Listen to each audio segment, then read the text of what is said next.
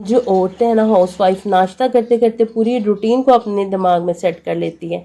Kitchen में जाती हूँ, नाश्ते के बाद एक मैजिक करती हूँ, किचन को नीट एंड क्लीन कर देती हूँ और उसके बाद जो भी सब्ज़ी फ्रूट आए होते हैं उनको संभालना होता है, क्योंकि घर की क्लीनिंग में सबसे पहले किचन की क्लीनिंग, किचन क्लीन हो जाए तो ऐसा लगता है जैसे हमने पूरे घर की सफाई कर ली हो।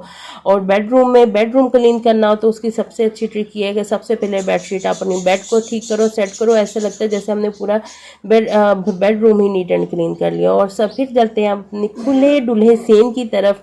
इसमें मैं आज इसको डिटर्जेंट और अपना शैम्पू के साथ वॉश करूँगी।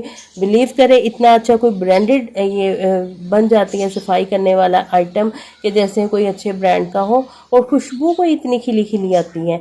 तो बस हम जो देसी लोग हैं ना, ये ज़्यादातर जुगाड़ू काम करते हैं। और ये देखिए उसके बाद मैंने अच्छा सा पोछा लगाया और फिर ये सोच रही थी क्या बनाना है। किचन में जाती हूँ, फिर मेरे हस्बैंड लेके आए थे गोभी, आलू गोभी का सालन बनाऊंगी। और बच्चों के नखरे तो आपको पता ही होता है कि उनको कुछ ना कुछ कि नहीं भी खाना होता। फिर उनके लिए मैं चिकन पुलाव साथ में बनाऊंगी।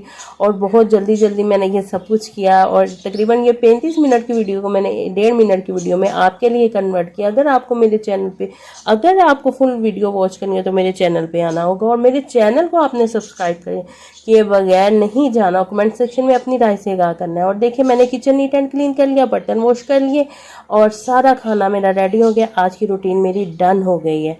Okay, take care, bye.